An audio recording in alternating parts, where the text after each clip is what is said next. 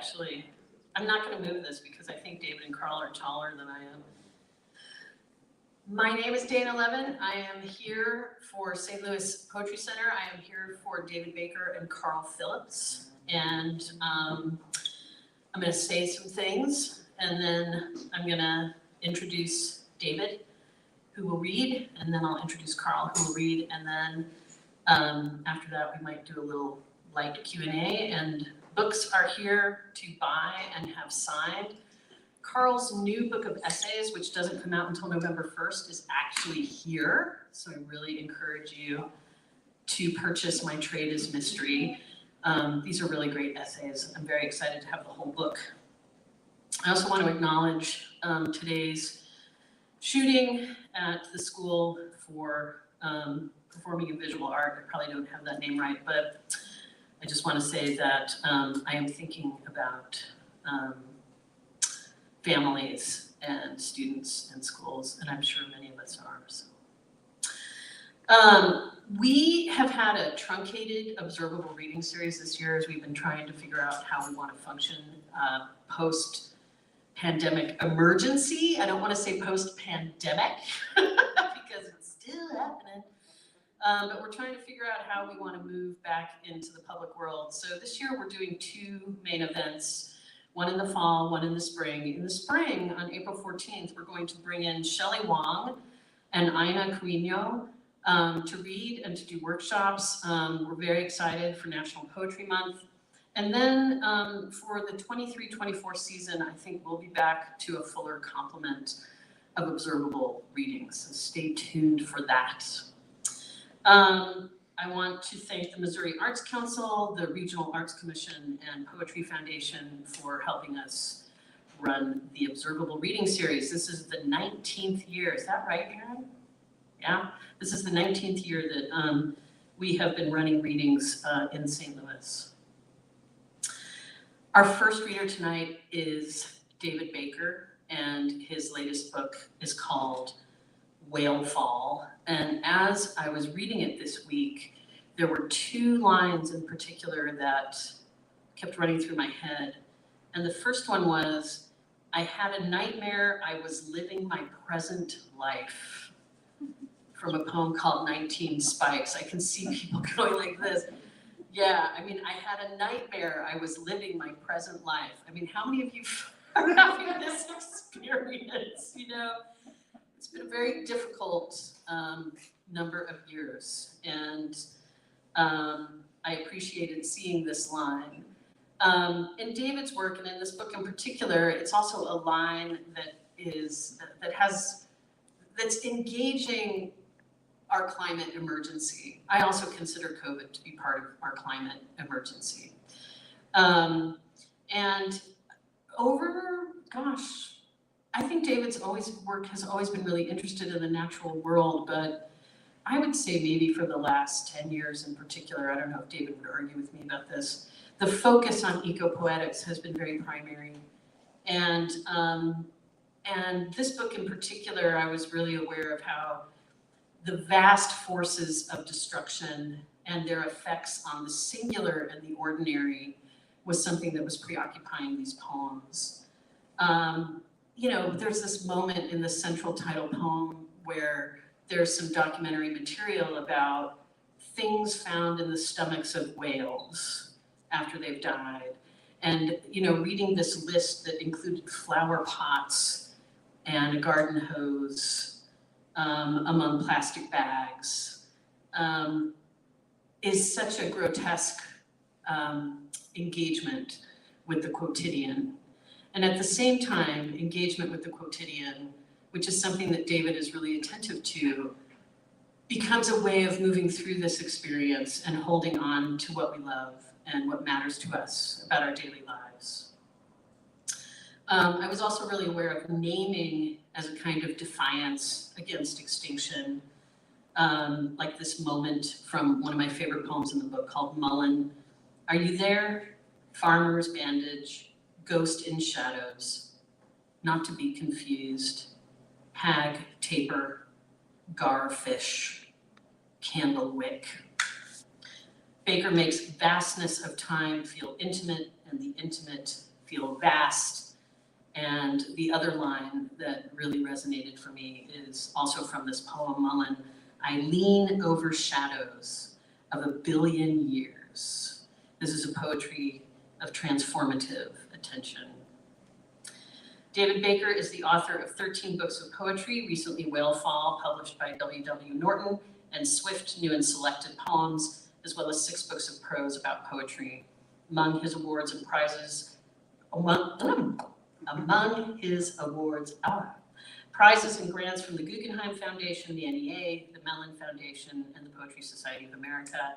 Baker's poetry and essays have appeared in American Poetry Review, The Atlantic, The Nation, The New York Times, The New Yorker, Poetry, Yale Review, and others.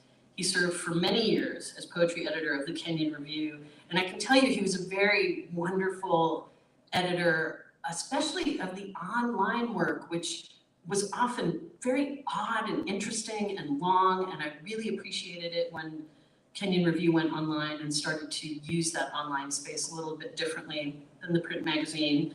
David continues to curate the annual eco-poetry issue, Nature's Nature, and lives in Granville, Ohio, teaches at Denison University. Please welcome David Baker.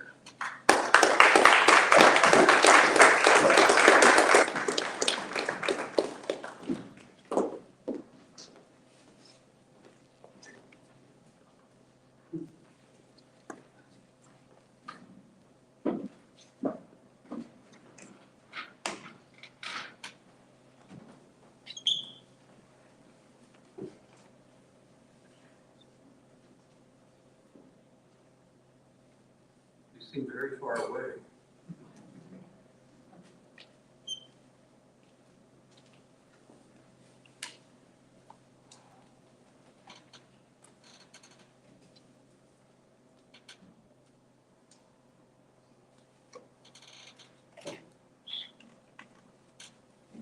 This one's brand new.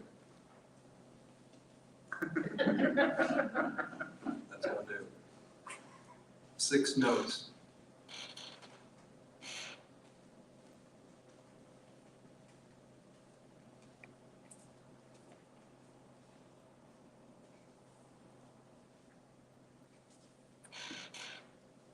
Come down to us.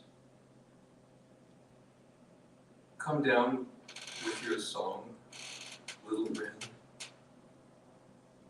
The world is in pieces. We must not say so.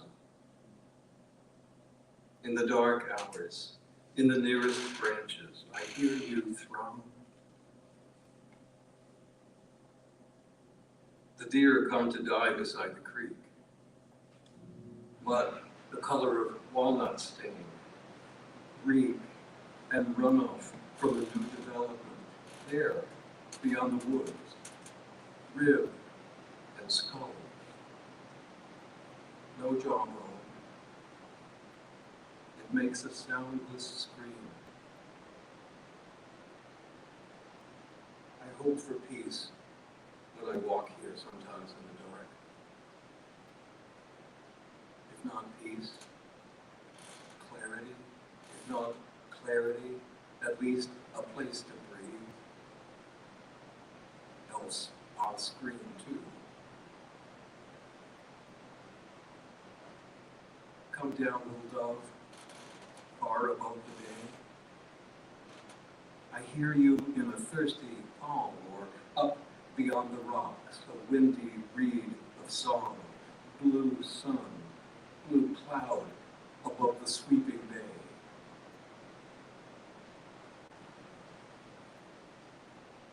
Sometimes we have to say so. I don't know how. A man, a boy, an anger with no tongue, took his automatic rifle to school today. The report we hear, discharge, echo, is the sound of sorrow, reloading. No matter where we walk, we hear it call. Little wren, little creek, little bay, dark hour, come down with your beaks of mourning and blood?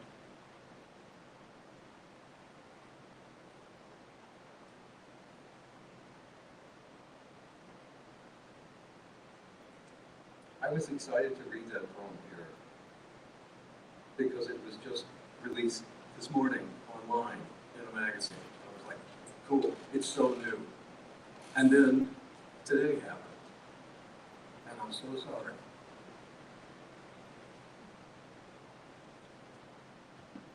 What do we do about that? I have no idea. I don't know how to write about that. Guns? There were 14 mass shootings in this country during the 2 days of Labor Day weekend. 14. And then today.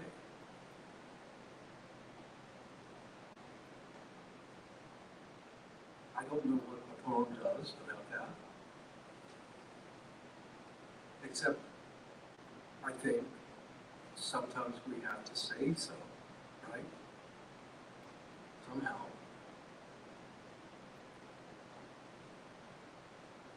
And like here, just sit with each other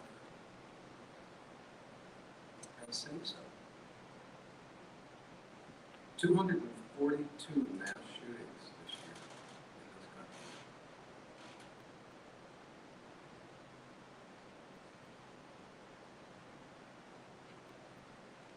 So I'm going to read a couple of poems from a new book. It was published in July in Poetry Land. That's no longer new, but it still feels new to me. I'm going to read a couple of poems from this book called Whale Fall. I'm going to read the first two poems, or maybe the first and the third. And I'm really grateful to Dana for inviting me to come and be with you. I'm really grateful to be in a room with two poets, Dana and Carl, whose work I have loved forever and ever and ever, and have taken their work into me. So it's an honor to be with both of them tonight. And with you. My niece is here. Hi, Boo. So this is a little poem called The Telling. It's about a glacier. It's another one. Things are melting like crazy. How do you do that in a poem? Don't know. The melting. Down from such heights and up from depths beyond measure, the old ice slowly, now quicker than the stones can hold it, knows its path like the one note of a bird flown beyond us. In ages since we've forgotten, the wind holds us in its heavy sleeves. So sorry now at the pace of our elders' tongues. Down the valley it is going, the clocks have stopped. It is happy to be finished, almost there, singing the song no one heard the last time either, when the rains began.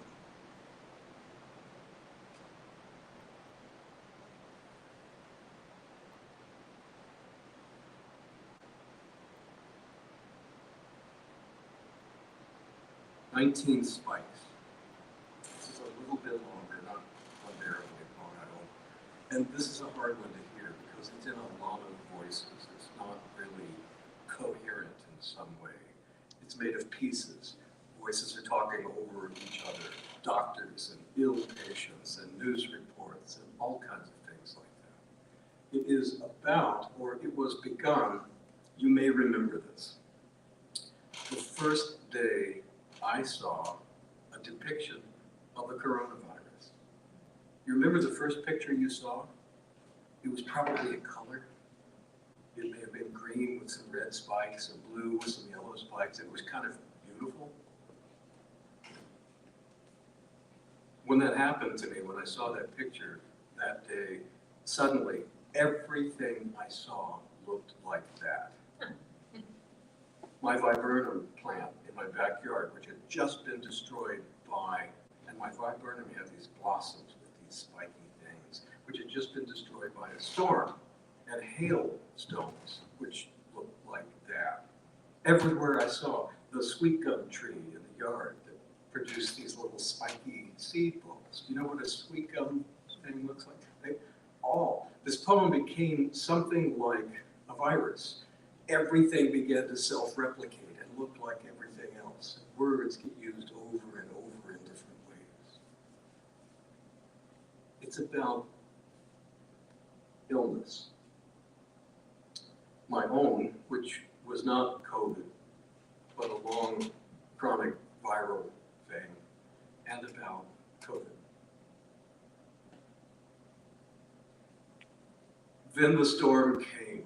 It raked our world with terrible teeth, then dissolved like a calcium spike back into bone. I see what you mean, but your barn's not really a barn. Old lady just sat there, married to the guy 50 years. Wash your hands, your doorknob, triage your mail. I had a nightmare. I was living my present life.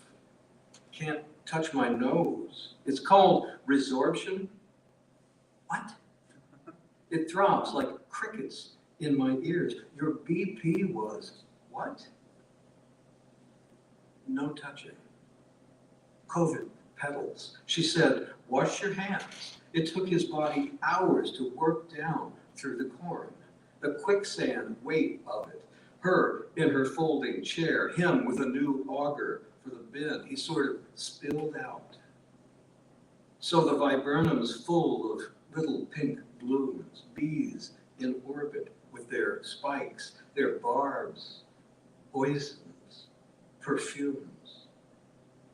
Then the hail balls, jagged as kidney stones, half a foot of rain, trees seemed to blow up.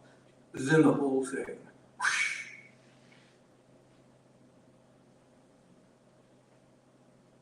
Some natural forms are so successful, they're viral. Calcium nodes on your clavicle. I see them everywhere. How small can they get? How big? Any size explodes. Is it gas? You mean the barn? Was it gas? A heat storm. One barn equals a non-SI metric unit of area equal to 10 to the negative 28 meters squared, or 100 femtometers squared, to quantify interaction of a nucleus with an electric field gradient. And branchlets are pithy, many-angled, winged, liquid amber stratifolia, surrounded by rusty, hairy bracts. Looks like a tiny naval mine. Between 80 and 100 spikes, terminal barbs, a special form of moored contact mine and equipped with a plummet. He fell right through. The spikes on the outer edge of the virus particles give coronaviruses their name. Sweet gum, storax, red gum, star-leaved alligator wood, limpet mine. In place of torpedoes, the silos carry 12 charges. I heard my heartbeat in my bones. A positive kill rate. Airbnb, missile silo, fixer-upper, now swanky bachelor pad. Storm shelter, a storage bin, your ultimate safe room. Each virus is a single pleomorphic spherical particle, satin, walnut, with bulbous surface projections. I see what you mean. Wash your hands. Like that really helps. Leaves ripped clean off. It's coming back. I know.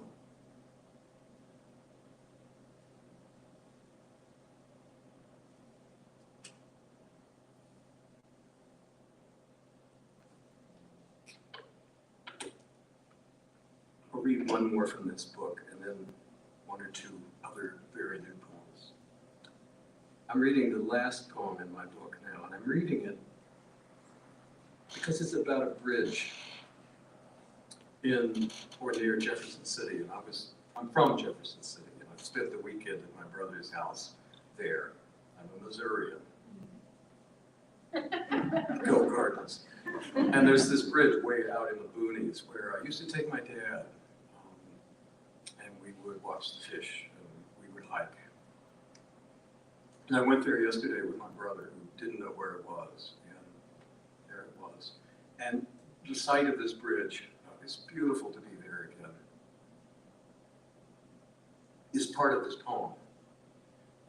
A kind of multiple exposed poem, because there's another bridge that leads into that image, where my partner and I took her mother's ashes at her mother's request and threw them in the river.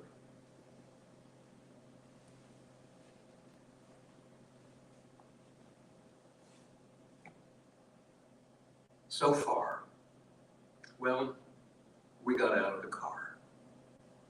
The gravel there. Gravel along the way, gravel over black tar, it going with us.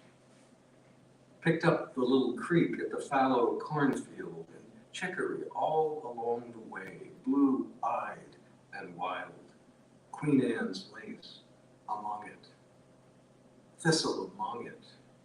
We went on there, it going with us, until those birds circling and the bridge reaching up, rust of the trestle, cresting the brown sky. You went on there under the low girders, the wood side beams where you looked down one way, brown tug of the waters below. Well, I went there too, and we kicked a spit of gravel down a drain hole, spatter in the water. When she died, did she know you?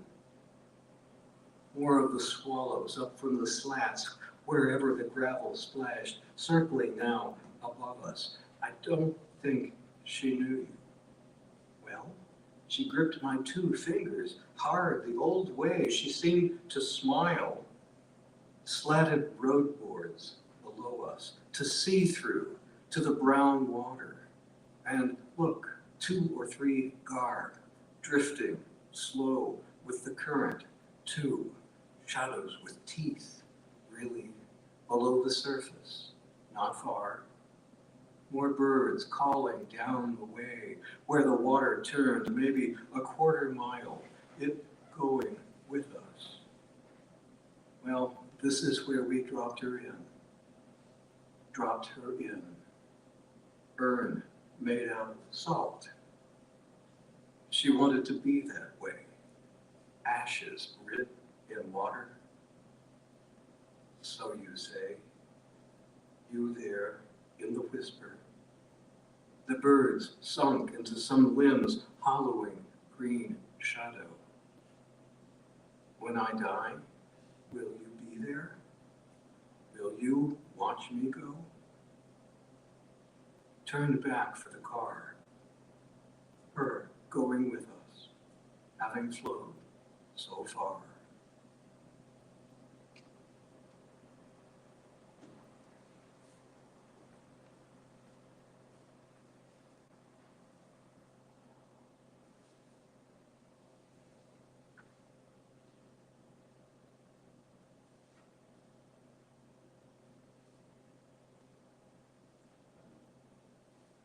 Here's another very new one. Excuse me.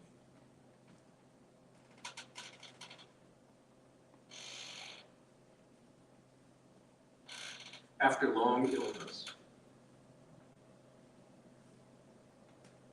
then one day I went for a walk. Walked down to the Kingfisher Creek. It had been 2 years, maybe more, down. I counted the many steps past the wood duck ponds.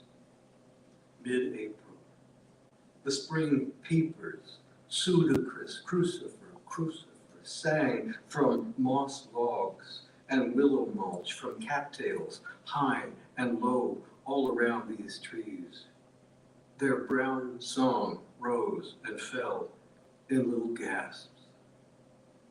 Sycamore, sassafras, while a goldfinch pulled a slender thread there, height to height. There is no more story to tell, except I had not died. And one sound I heard along the small wing of creek I still cannot name. I seldom speak of such things, though I'd come so far to hear it. Was it my soul? What do I know? The sound of wind made deep in those trees. Cottonwood, birch, and the leaves utterly still.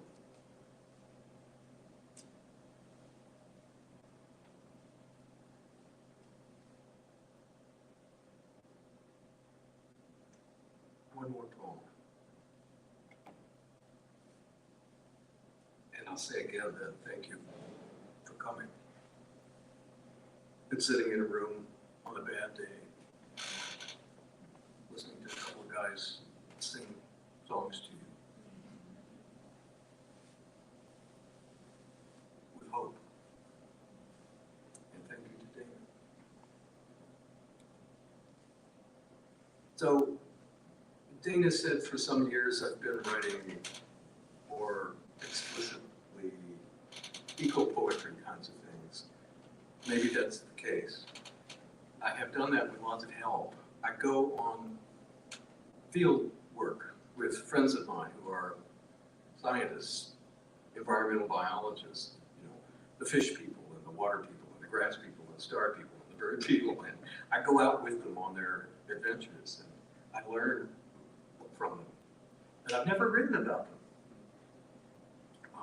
and the things that they've taught me. So I thought, okay, stop it. So here's a poem about one of those adventures. A thing I learned just in an evening. One of the most amazing things I've ever learned in my life, in this poem.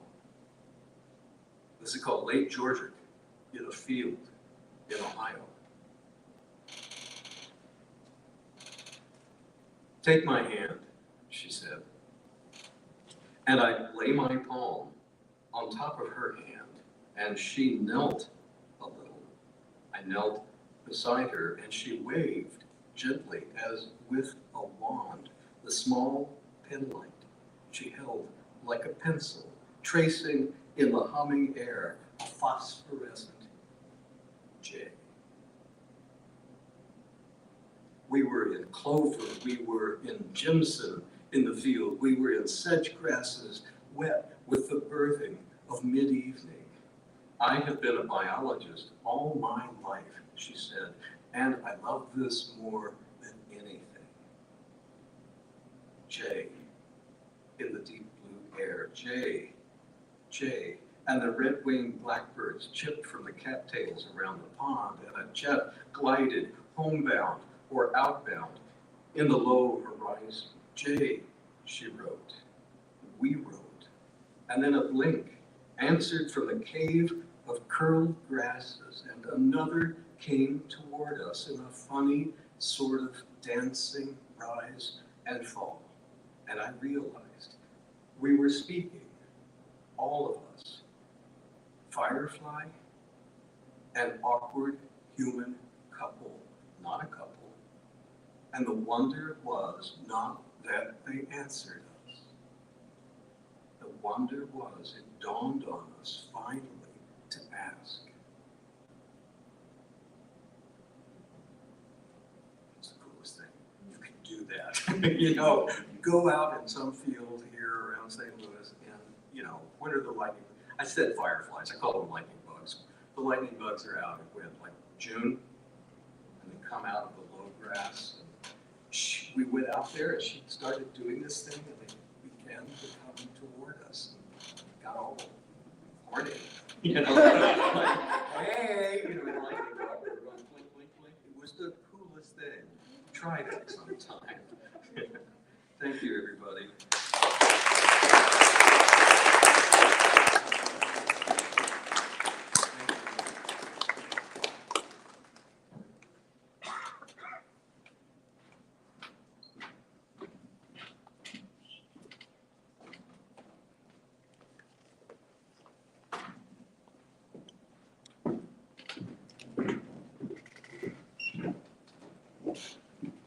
Okay, thank you, David. Where'd you go? There you are. I'm going over there. Where'd he go? That was great. Blink, exactly. It is now my pleasure to introduce to you Carl Phillips, our hometown star, a true star of poetry, a star blinking. When I was thinking about Carl's work, which I have loved for a really long time, I realized some of the things I wanted to say, if you know Carl's work or if you've read reviews of Carl's work, seem kind of obvious, but I'm gonna say them anyway because I really believe it. Which is that I am always amazed at the poem's capacity to capture the movement of the thinking mind. And the mind that, it's funny, when you say the word think, I always think that it's about forward movement, but our minds do not work like that when they are mulling something. So what Carl's work does, which is so amazing to me, is it takes you along the ride of considering, adding, reversing, turning, leaping, and often depositing you as a reader somewhere unforeseen and unexpected, as the best kind of mental travel does. I mean, I truly have experiences reading Carl's poems where I have no idea where I'm being taken. And if you've been reading poetry for as long as I have, which is for over 40 years, it's a rare experience and very, very precious. So I think that's something that's really singular in Carl's work. And the other thing about Carl's work is that I think he writes some of the best love poems in contemporary poetry. But they're without sentimentality. And I feel like they're often contacting what is dangerous and terrifying about intimacy, about reaching out to someone else reaching out to you, all of the nuances that come with the erotic life and the romantic life. It's a very keen analytical mind that I feel like the poems are often bringing to experiences of deep emotional experience. And I really appreciate that because I get to experience both the heat of feeling and the coolness of thinking at the same time. That's something else that this work does that I really prize. There's a new poem in And Then the War, the new and selected that we have here, that I love so much. It's called Fixed Shadow, Moving Water. And it has this ending that to me just feels like the cry, the revolutionary cry for all of us at this moment. But if we make of tenderness a countervailing force, the two of us, if we can make from tenderness a revolution, I mean, that's actually really extraordinary and hard to do. And the idea that the intimacy between two people can be the seed for a revolution of tenderness is a simple and yet extraordinary thought, and it is a hope I have. Carl Phillips is the author of 16 books of poetry, most recently Then the War, and Selected Poems, 2007 to 2020. His honors include the 2021 Jackson Prize, the Aiken Taylor Award for Modern American Poetry, the Kingsley Tufts Award, a Lambda Literary Award, the Penn USA Award for Poetry, and fellowships from the Guggenheim Foundation, the Library of Congress, the American Academy of Arts and Letters, and the Academy of American Poets. Phillips has also written 3 prose books. Most recently, My Trade is Mystery, 7 Meditations from a Life in Writing from Yale University Press. This book is officially published on November 1st, but we have copies here, as I mentioned before, which is very exciting. Carl teaches at Washington University here in St. Louis. Please welcome Carl Phillips.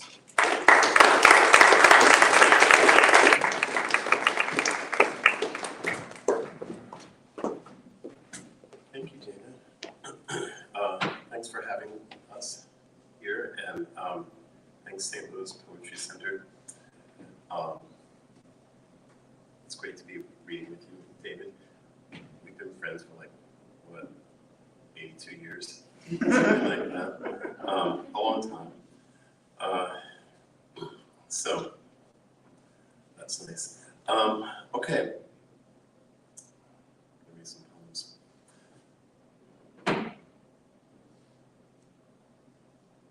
Invasive species. Switchgrass, beachgrass, trespass, little song.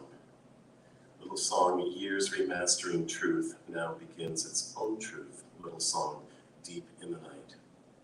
Not a wreath, more a crown, little song, worn shyly. Past regret, little song, no weep remembering, nor long for. Little song, done with tears, though nowhere anyone not somehow hand in hand, little song still lonely, undaunted, unpersuaded. Persuasion, a meta once, violence the field, seeding itself with its own flower. For fist, little song. Up from the dragged lake of the singer's throat, little song, severed fist in the light, turning. It shines in the light.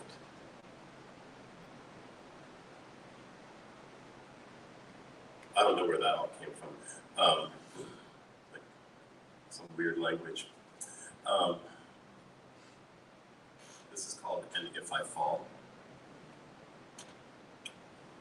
There's this cathedral in my head I keep making from cricket song and dying but rogue in spirit still, bamboo. Not making. I keep imagining it as if that were the same thing as making, and as if making might bring it back somehow, the real cathedral. In anger, as in desire, it was everything, that cathedral. As if my body itself, cathedral. I conduct my body with the cathedral's steadiness. I try to. I cathedral.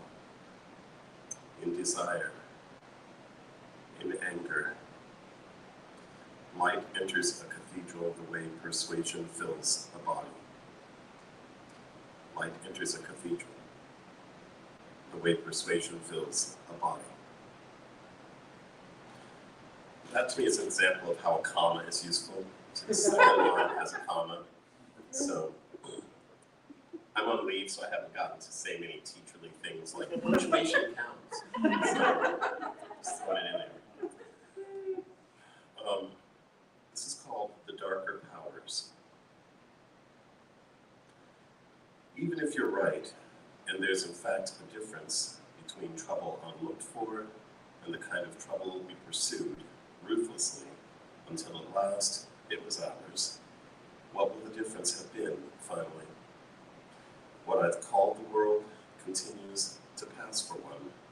The room spins same as ever, the bodies inside it do, flightless but no less addicted to mastering, to the dream of mastering, the very boughs through which they keep falling without motion almost, that slowly it seems they'll fall forever, my pretty consorts, to whom sometimes, out of pity, not mercy, for nothing tender about it, I show the darker powers I've hardly shown to anyone. Feel the weight of them, I say, before putting them back, just behind my heart, where they blacken and thrive.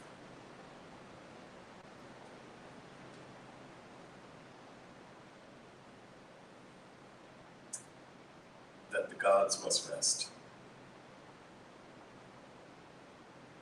gods must rest doesn't mean that they stop existing. Is that true? Do you believe it's true?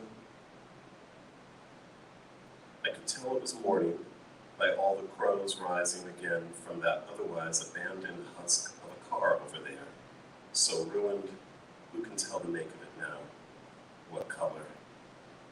Or maybe if being stranded on wind farm at night with no stars to sing to could be a color.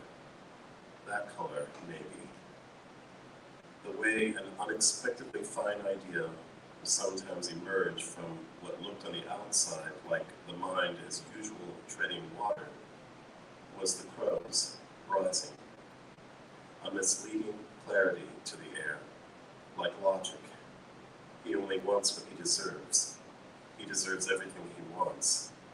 I deserve all I've ever built and fought for. We deserve our loneliness.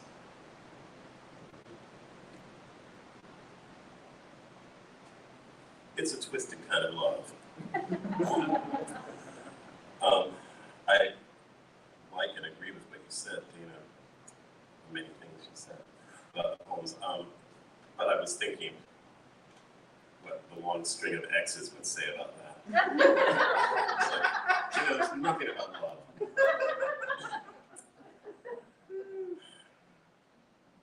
That's how it goes. Okay, this is called Civilization. There's an art to everything. How the rain means April and an ongoingness like that of song until at last ends. A centuries-old set of silver handbells that once an altar boy swung, processing. You're the same wilderness you've always been, slashing through briars, the bracken of your invasive self. So he said, in a dream. But the rest of it, all the rest, was waking, more often than not, to the next extravagance. 2 Blackamoor statues, each mirroring the other, each hoisting forever upward his burden of hand-painted, carved by hand peacock feathers. Don't you know it? Don't you know I love you? He said. He was shaking. He said, I love you. There's an art to everything. What I've done with this life, what I meant not to do, or would have meant, maybe, had I understood, though I have no regrets. Not the broken but still flowering dogwood, not the honey locust either, not even the ghost walnut with its non-branches whose every shadow is memory. As he said to me once, that's all garbage down the river now. Turning, but as the utterly lost, because addicted do, resigned all over again. It only looked, it must only look like leaving. There's an art to everything, even turning away. How eventually even hunger can become a space to live in. How they made out of shamelessness something beautiful, for as long as they could. This next poem, as you can tell, I don't say much between poems because I don't know what to say. I end up not seeming inviting and pleasant the way David did between his poems. I seem slightly frightened and childish. So, in the effort to maintain the facade, I say little, but I will just say that there is a reference to the Iliad in this poem, but you don't have to have read it. Isn't that nice? And also, I just think it's interesting that I recently read someone was writing about this poem, and they said it's very rare to find poets now who go hunting with dogs. And I thought, don't they understand it's a poem? It's me.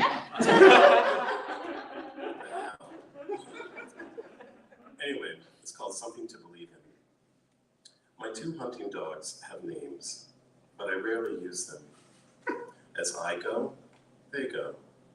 I lead, They follow. The blue-eyed one first, then the one who's coloring her coat, not her eyes. I sometimes call, never again, oh, never this way, henceforth. Hope, ambition, these are not their names, though the way they run might suggest otherwise. Like steam off night-soaked wooden fencing when the sun first hits it, they rise each morning at my command. Late in the Iliad, Priam, the king of Troy, predicts his own murder. Correctly, except it won't be by spear, as he imagines, but by sword thrust. He can see his corpse, sees the dogs he's fed and trained so patiently, pulling the corpse apart. After that, he says, when they're full, they'll lie in the doorway. They'll lap my blood. I say, why shouldn't they? Everywhere, the same people who mistake obedience for loyalty think somehow loyalty weighs more than hunger, when it doesn't. At night, when it's time for bed, we sleep together, the three of us. Muscled animal, muscled animal, muscled animal.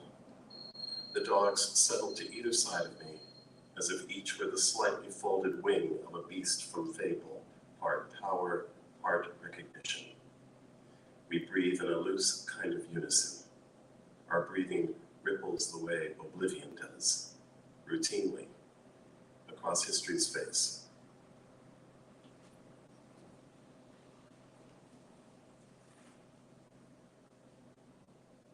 I kind of got in trouble for that poem because I actually have one dog and a partner who's a human. And he pointed out that, he said, you know, I feel like I got turned into a dog. And, you know, again, it's a poem. So it wouldn't be as interesting. You know, he's included in the muscled animal thing. Okay, this is a very short poem. In a field at sunset. When he asked if I still loved him, I didn't answer. But of course I loved him. He'd become by then like the rhyme between lost and most. So I'm trying to read my own writing. See, you can write a rhyming poem. What I see is the light falling all around us. What I see is the light falling all around us. To have understood some small piece of the world more deeply doesn't have to mean we're not as lost as before, or so it seems this morning. Random bees stirring among the dogwood blossoms, a few here and there stirring differently somehow, more like resisting stillness. Should it come to winnowing my addictions, I'd hold on hardest, I'm pretty sure, to mystery. Though just yesterday, a perfect stranger was so insistent that I looked familiar, it seemed easier in the end to agree we must know each other. To his body, a muscularity both at odds and at one with how fragile everything else about him I thought would be if I could see inside. What's the word for the kind of loneliness that can feel like swimming unassisted in a foreign language for the very first time? I don't know, that's why the poem ends there. All right, here's a poem of some floating kind of fragmenty things, but I hope they cohere. It's called Immaculate Each Leaf and Every Flower. I know that title is absolutely over the top. I don't know, it's like a title and drag. Bigger hair. Immaculate each leaf and every flower. And everywhere the smaller birds again noising, filling steadily all the cracks between spells of rain. As if song could still mean something useful, or a kind of pleasure that, like forgiveness, came easily, and summer storm that forgiveness is, passed quickly through. and the undersong that has been your own voice saying, no, no, I'm not afraid. What we cannot do, what we cannot undo, all the work we must do. As for ruin, yes, but faintly. The gray of doves in shadow.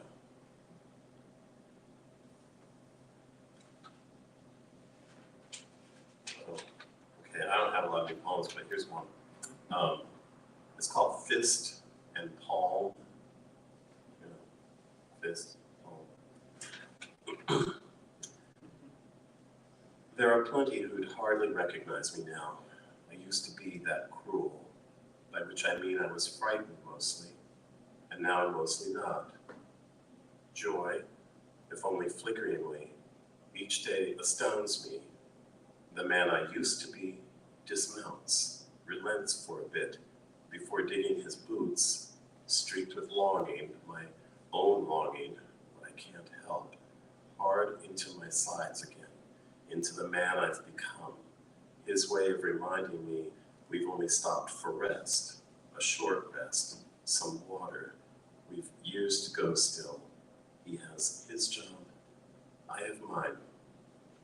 Speechlessness is not an option, he whispers into my ear. He spits on the words themselves after, as if to make them stay, or just to make sure I'm listening. But I'm always listening, as I always obey.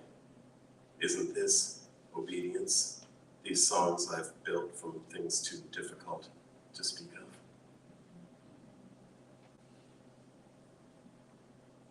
All right, there are 3 more poems here.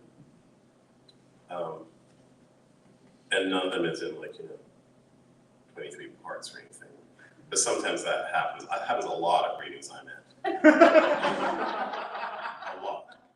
And really pisses me off. So the mind like a gate swings open. When it comes to what eventually it must come to, don't forget to say to yourself, has it come to this again already? Look a little lost maybe, but unsurprised. Sometimes it feels like being a carousel horse, but with all the paint gone strange-like, all the wood gone driftwood, all the horses I've corralled inside me set free, confused now. Because now what? The snow fell like hope when it's been forsaken, just before the wind shifts. Then the wind shifts, the snow flies upward. I love you means what exactly? In the end, desire may turn out to be no different from any other song. Sing and be at last released from it. Not so long ago as I'd like to think, I used to get drunk in parking lots with strangers. We park, we drink, and didn't think what to call it. The rest that came after. What is a thing like that worth calling? He took me into his arms. He held me. I know longing's a lot like despair. Both can equal everything you've ever hoped for, if that's how you want it. Sure, I get that. What's wrong with me? I used to ask, but usually too late, and not meaning it anyway. He touches me, or I touch him, or don't. That's a line of perfect iambic pentameter at the end. So don't say prosody isn't useful. Okay, next to last poem is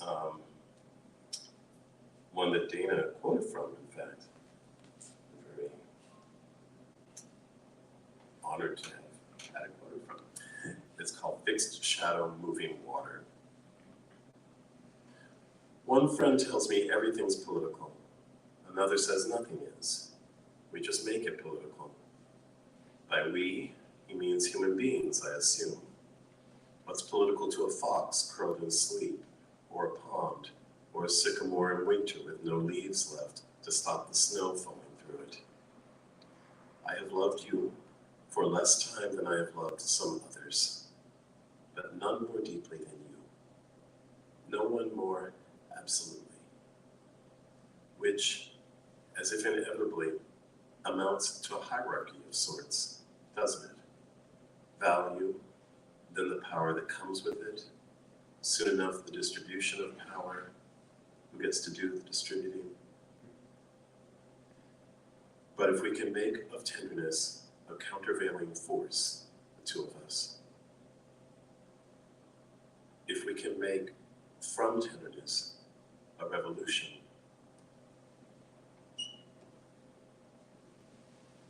and this last poem is super short, and the title is from a line of a poem called The Minx by Toy Derricott. She speaks of the shining underlife, and this poem is called Of the Shining Underlife. Above me, the branches toss toward and away from each other, the way privacy does with what ends up showing, despite ourselves, of who we are inside. Then there are branches again. Hickory, I think. It's not too late then. Thanks very much.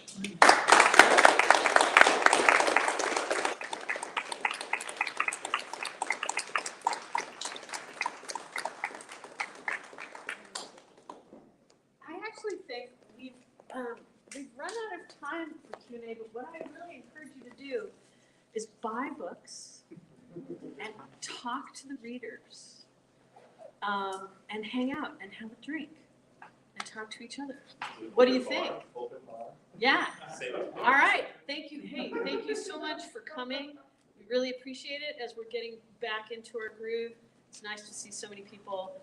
Please join us on April 14th. Believe me, you will get messages from me telling you to come. So thank you so much. Thank you, Carl and David.